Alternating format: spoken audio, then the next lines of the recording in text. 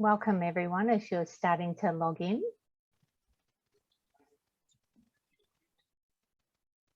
Hi everyone, welcome to today's tour of the River Nile Learning Centre. My name's Diane and I'm a member of the Grants Committee for the Melbourne Women's Fund, and I'm here to help us go through our tour today with the River Nile Learning Centre team. What we'd like to do first is an acknowledgement of country. Melbourne Women's Fund sincerely acknowledges Aboriginal and Torres Strait Islander peoples as First Australians and traditional custodians of country. We recognise and value their continuous connections to land, sea and community. We pay our respect to elders past and present and extend that respect to all Aboriginal and Torres Strait Islander peoples. Thank you. Okay, so before we start our tour, there's just a couple of little things I'd like to bring to your attention. Firstly, you'll notice that you've all been placed on mute. I'm hoping that you'll remain on mute for the duration of this tour. As we know, when the people in a Zoom meeting, things can get a little bit out of hand. So if you wouldn't mind staying on mute, but we want you to participate as well. So if you want to ask a question of the River Nile team, or if you have a comment or anything, please use the buttons at the bottom of your screen. There's the Q&A that we're leaving for questions specifically for the River Nile team. So anything you want to ask them, please pop it in there, and we'll be checking on that throughout the tour. And then at the end, I'll hand them over to Elizabeth, our leader, and she'll answer them for you. There's also the chat function, which you can use also just to leave a comment or to say hello, or whatever, however you want to participate in that way. So feel free to use them as we move along. Also, this meeting will be recorded and uploaded at some stage, perhaps today or tomorrow. So you can go back and have a look at it, and also have a look at all the other virtual tours of our other finalists, just to see what they're offering, and make a decision to see how you feel after that. Okay. Now, introducing our finalists. The $35,000 Nurturing Fund grant, River Nile, for a project they've titled Preparing Refugee and Asylum Seeker Women for Employment. Now, this falls within our focus area of economic empowerment for women. It aims to place newly arrived refugee and asylum seeker women into respectful, ongoing paid employment, providing them with greater independence and integrating them as productive members of our community. We have 3 members of the team with us today: Elizabeth Davey, who is the Executive Officer, main guide for the tour, and then we'll also be going over to Carmela, who's a social worker, and she'll be leading us through the facilities and also talking with the EL teacher, Denise. So I'm very happy now to hand it over to Elizabeth. Thank you. Hello everyone, it's lovely to be here and to speak to you all today. Sadly I can't see you, but I can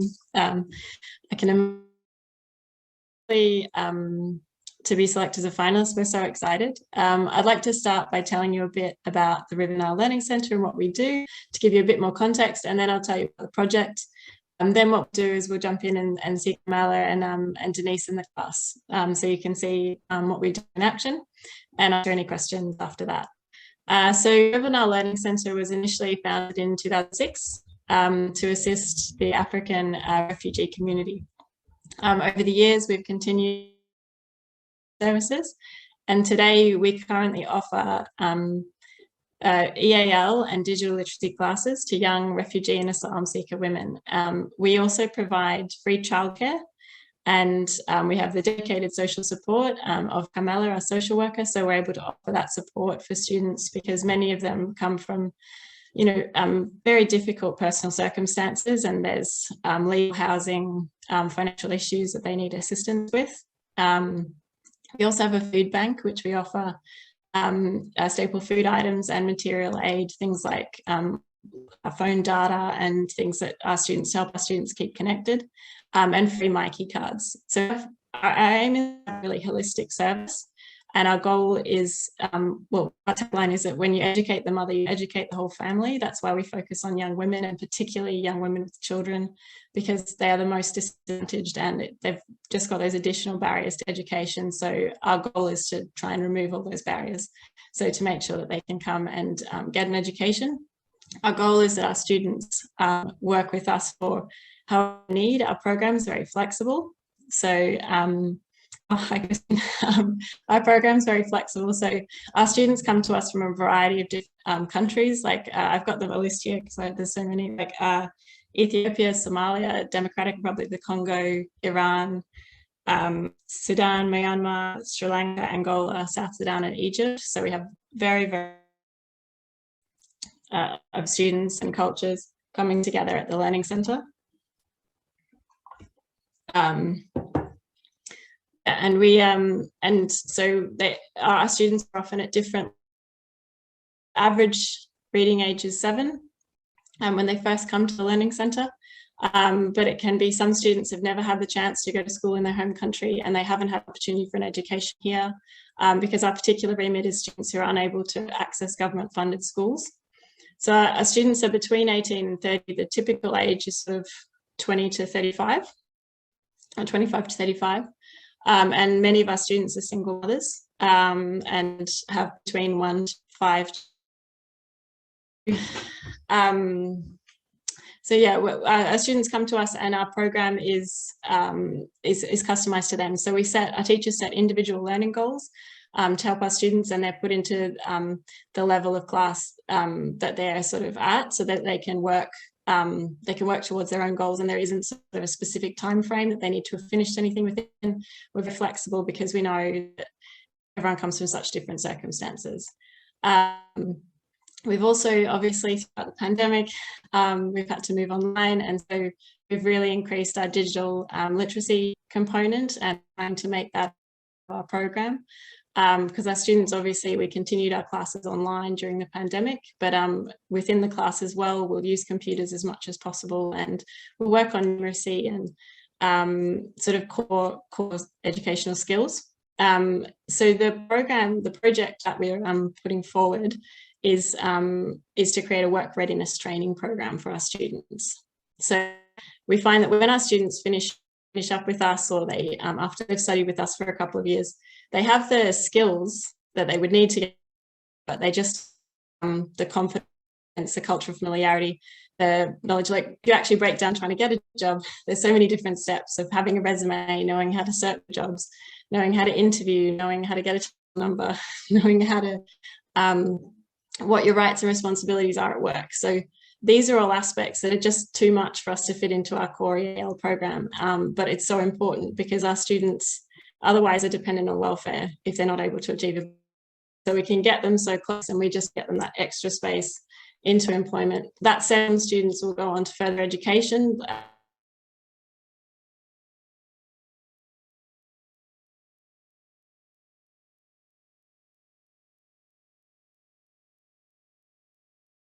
Months.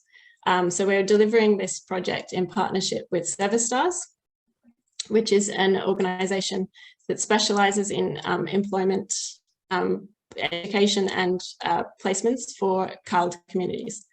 So Jane from ServiceStars is fantastic. She has a really amazing history with this work. She won awards, and we've also got a few case studies of students of ours who've worked with Jane, which shows us that this program works really well. I just want to be able to scale it to our students. So for me, what I might do is I'll throw to Carmela and we can share the class, and then perhaps I can answer some questions and go over anything, if there's anything I haven't covered.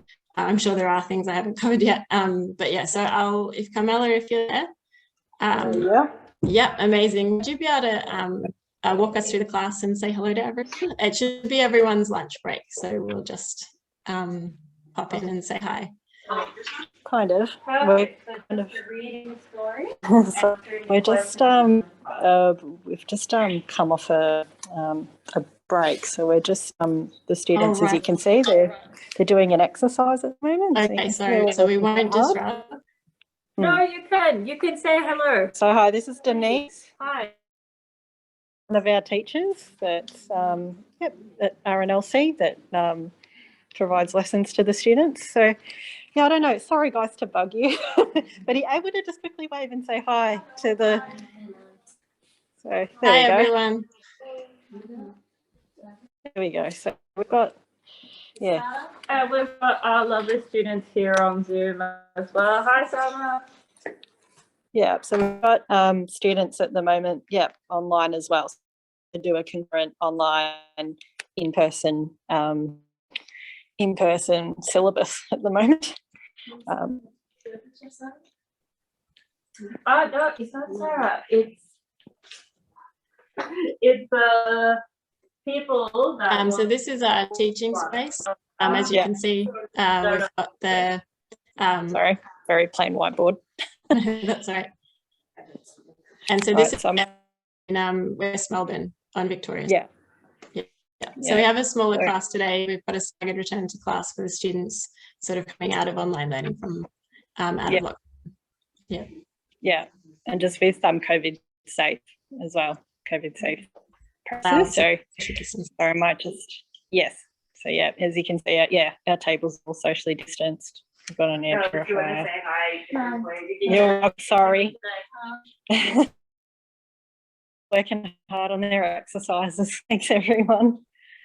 All right, so we've got little storage area for their workbooks and stuff. We've got a little kind of a lunching area here for people to take breaks as well. So yeah, they can, that way, again, it's enabling that spacing out. It's not much here because this is the entrance. Further through the back, we have a kitchenette for students. And quickly bring us back.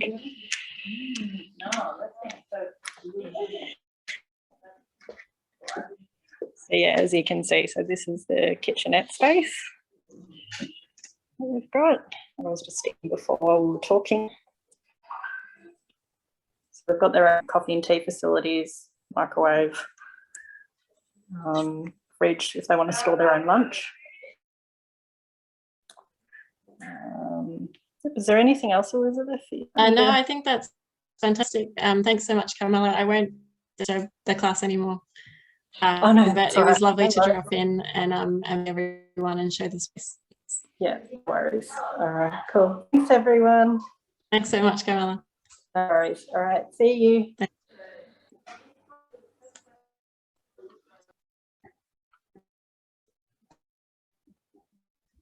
So yeah, as you can see, we've got the teaching space, and as we were saying, we're sort of a phased return to in-person learning, and some students are still logging on online. Was there any questions or any other things that I should cover? I'm sure there's more things. I'll see if there's any burning questions first, and then I can keep going. That was great, Elizabeth. You do a lot in a very compact space, so it's good you're making the most of what you've got there. How many students would you have at a maximum in that classroom? So in the classroom, the maximum capacity, I think, is 18. But we've spread students out over more days, and we've got 9. So we've got 28 students enrolled in the program at the moment. Oh, wow. Yeah. And with all those students, are you looking for them to do this next step, this next program where they'll be developing skills for employment? Is that what you're planning for all of them? Yes. So we put forward in our implementation plan, we're going to have 3 sessions training about next year. So there'll be one in term 2, 3, and 4, which will mean that the students will be sort of sorted into cohorts that are around the same skill level and also same career aspirations. So we had a tailor training in that way, and that will mean that students who maybe aren't quite ready in term 2 can start in term 4. All right, yes. And you were saying that there's quite a diverse age group, isn't there?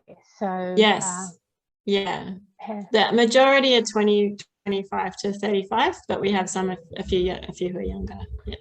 I also noticed, Elizabeth, that a lot of in your application you mentioned a lot of the women are mothers themselves, and your motto is train the family.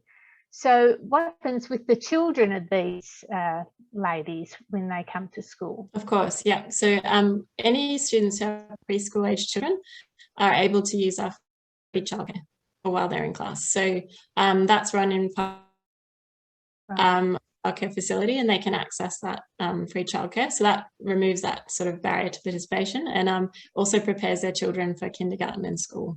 Oh, right. Would they be English speaking, those children? Do you think? Yes, the children usually have some English language skills, and our childcare educators are drawn from refugee community. Right. They're sort of trauma informed, and they understand, they're culturally aware of for our students. Good. So it's another kind of pathway for integration, I guess, isn't it, for the family? Absolutely, yeah. I've got another question that's come through from Christine.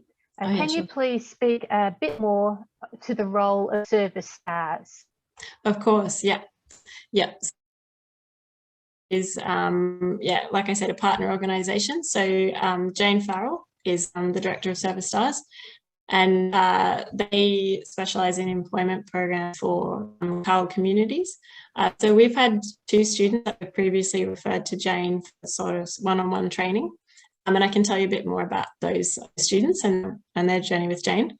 So Jane knows, she has a connection to different industries. The main areas are in hospitality, cleaning, and healthcare. Those areas is where she can sort of help students. It's not on their specific aspirations, but those are the main areas that students are interested in. I saw a question had come up before about the sort of fields that students wish to work in.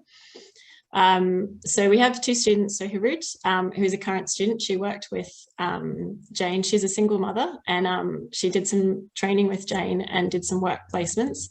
And following that, she's completed a Certificate 3 individual support, and she's moving to a Certificate 4 in aged care. So she's been so happy. She's finished her student work placement as well. So that has been a big part of her gaining confidence and being able to move on to that further education. And we have a previous student who has 2 children. She's an asylum seeker from Iran, and she completed some training with Jane, and again just really blossomed confidence. She was so shy and scared to talk to begin with, and then she began mentoring trainees, and she got work.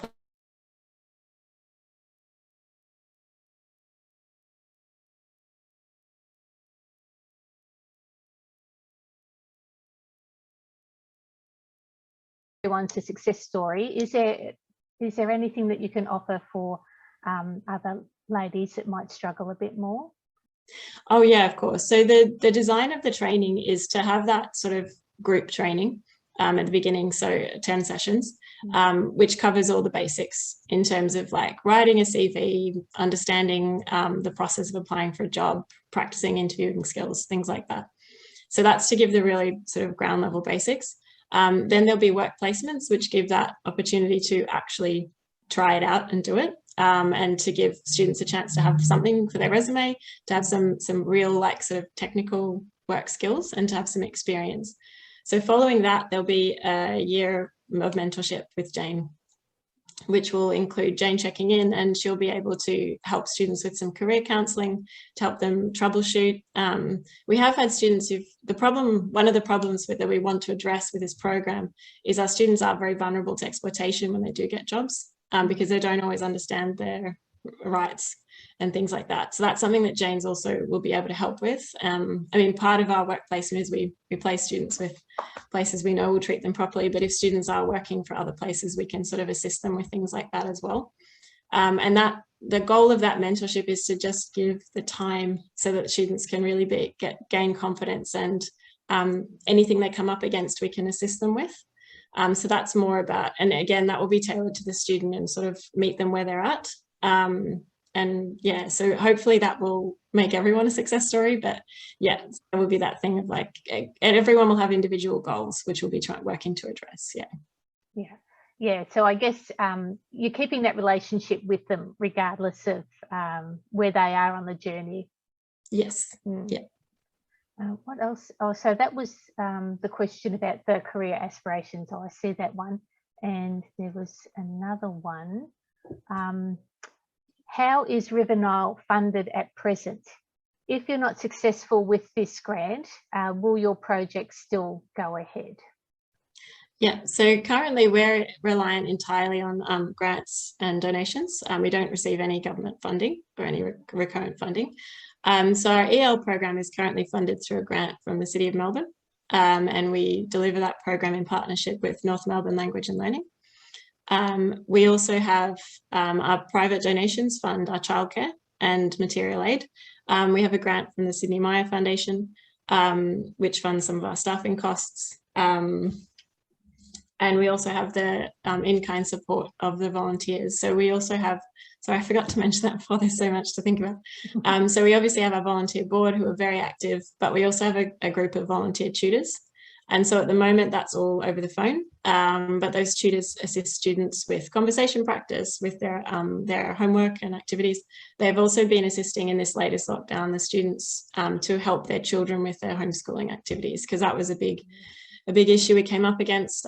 Depending on the school, there would be a really variable amount of support for online learning. And so that was something that even if the students weren't fully able to come to class, if they had too many responsibilities at home, this would be some assistance we could offer. So yeah, we have a really amazing team of volunteers, and that in-kind support also helps our program. Oh, great. Well, thank you. That was, you got a bit bombarded there, but I think that's it. Oh, no, that's fine. Were there any other questions? Not that I can see.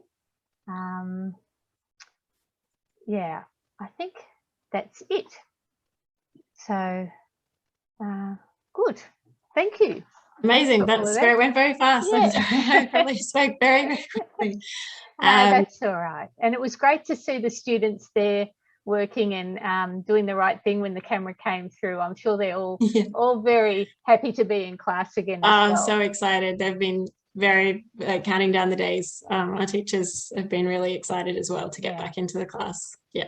I don't know if it was mentioned to our participants here today, but this was your first day back at class because you had earthquake damage, didn't you? We did. I don't know if you saw the tiny hole in the ceiling. That's all been sealed up correctly, but it just hasn't been able to be repaired yet. So we did have some earthquake damage over the lockdown with some water damage. So we've been able to make the space safe and usable, but that will need to be repaired.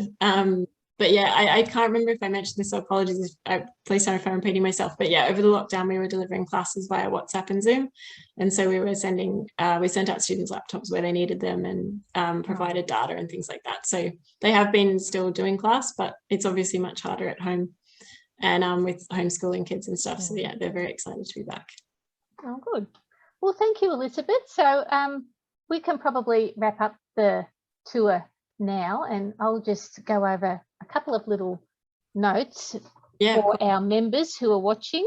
Where have I got it? We've got, I mentioned that this tour will be uploaded to the Melbourne Women's Fund website later today or tomorrow. So please check that out. We also had an online information night a few weeks ago, which touched on your project, Elizabeth, as well as all our other finalists. And so that's also accessible through the website of the Melbourne Women's Fund. So feel free to have a look at any time. But for our members, our next big event will be Thursday, the 18th of November, when we have our grant awards night. And so please keep a lookout for your emails. You'll get a link to join that awards night, and you will also receive instructions. I'm saying this hoping that that will be the case, but I'm sure you will receive instructions on how you can vote for the finalists that you choose. I'm just checking. No, that's it. All right. So thank you again, everyone, for participating, and we'll see you on the 18th of November.